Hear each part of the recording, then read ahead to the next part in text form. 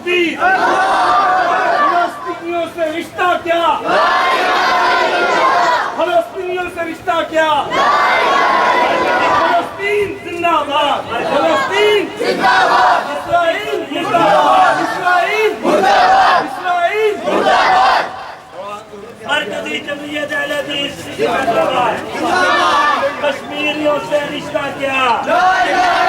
کشمیریوں سے رشتہ کیا فلسطینیوں سے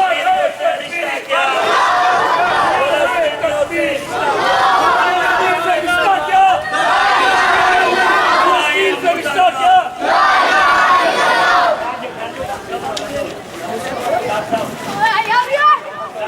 اسرائیل زندہ باد اسرائیل زندہ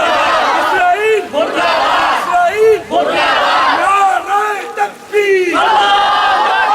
نعرہ تکبیر فلسطین سے رشتہ کیا فلسطینیوں سے رشتہ کیا فلسطینیوں سے رشتہ کیا فلسطینیوں سے رشتہ کیا اسرائیل زندہ باد نعرہ تکبیر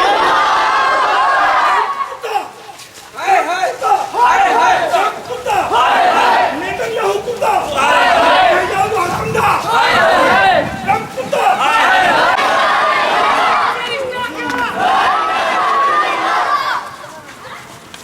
امریکہ کا جو یار ہے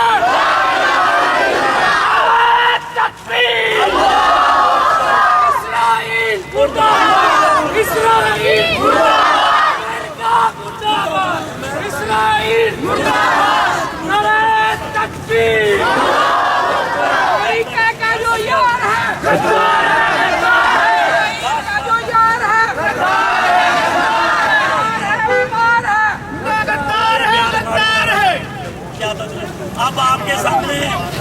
جامعہ مسجد محمدیہ اہل حدیث کے خطیب استاد العلماء حضرت مولانا ڈاکٹر مسعود قاسم صاحب آپ سے کچھ ارشاد فرمائیں گے. جناب ڈاکٹر مسعود قاسم صاحب. بسم اللہ الرحمن الرحیم. آج مرکزی جمعیت اہل حدیث پاکستان کے حکم پر الحمدللہ ہم نے جامع مسجد محمدیہ اہل حدیث شیخ کالونی فیصل آباد میں اہل فلسطین سے یکجہتی کے لیے ریلی کا اہتمام کیا اور تمام ساتھی تمام نمازی ہماری انتظامیہ جس میں ماشاءاللہ حاجی محمد سعید صاحب حاجی محمد نواز صاحب حاجی محمد اکرم صاحب اور اسی طرح ہمارے دیگر رفقاء سید یاسر شاہ صاحب حافظ شاہد اشرف صاحب الحمدللہ اس کی قیادت میں یہ سینکڑوں ماشاءاللہ لوگ الحمدللہ اہل فلسطین سے یکجہتی کے لیے یہاں پہ اکٹھے ہوئے ہیں اور الحمدللہ اس میں ہم ساتھ ساتھ ہیں. انتظامیہ کا بھی شکر گزار ہے جنہوں نے ہمارے لیے اس ریلی کو فیسیلیٹیٹ کیا ہے اور انشاءاللہ ہم عہد کرتے ہیں کہ انشاءاللہ ہم اہل فلسطین کی مدد کے لیے ہمیں دن رات صبح و شام جب بھی ہمیں ریاست کال کرے گی انشاءاللہ ہم ان کی مدد کے لیے تیار ہیں. انشاءاللہ ہم ان کے لیے اسرائیلی ظلم کی جبر کی بھرپور طریقے سے مذمت کرتے ہیں. تنظیمیں ہیں نا OIC اور دیگر اسلامی تنظیمیں،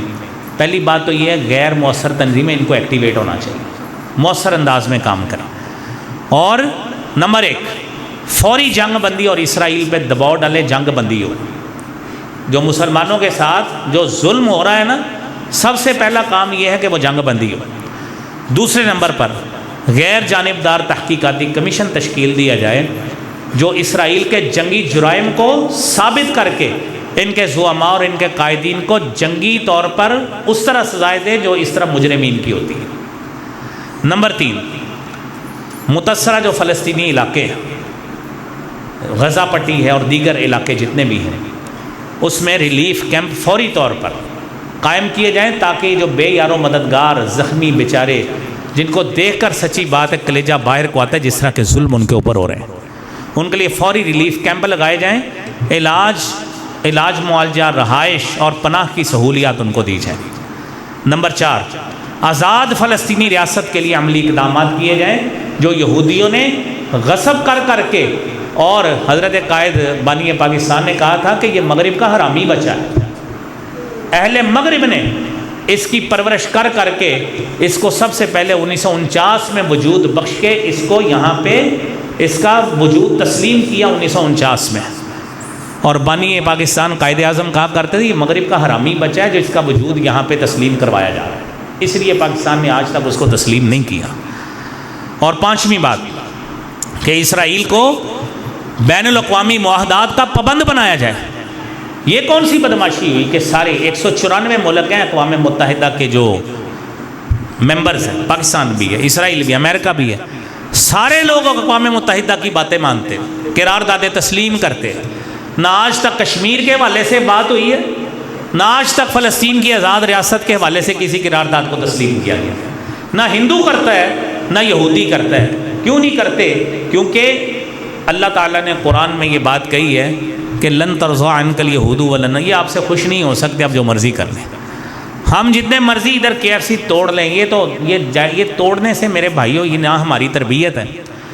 یہ جذباتی پن ہوتا ہے۔ یہ تو ہمارے کسی مسلمان کسی بھائی نے بیچارے نے فرینچائز، کسی نے KFC کی لے لی، کسی نے میکڈونلڈس کی لے لی، تو لوگ جذباتی جا کر ان کے شیشے توڑ دیتے ہیں۔ وہ بھائی اصل کام کرنے والا یہ اس کا ریاستی سطح پہ بائیکاٹ کروائیں،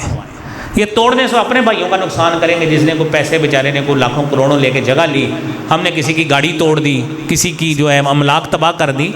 یہ شریعت کا ہمارا اصول نہیں، یہ جذبات ضرور ہے، جذبات میں جا کے جاؤ جی جا کے شیشے توڑے ہو KFC، یہ کوئی طریقہ نہیں۔ اس کو قومی سطح پر، حکومتی سطح پر اس کا بائیکاٹ کیا جائے، انشاءاللہ ہم اس کو فالو کریں گے۔ اللہ کریم اہل فلسطین کی اپنی غیبی نصرت اور تائید فرمائے، انشاءاللہ ہر لمحے اپنے وطن کی جو قیادت و سیادت ہے ان کے حکم کے مطابق انشاءاللہ اہل فلسطین کے پیچھے انشاءاللہ کھڑے ہیں۔ نعرہ تکبیر، نعرہ تکبیر، فلسطین سے رشتہ کیا؟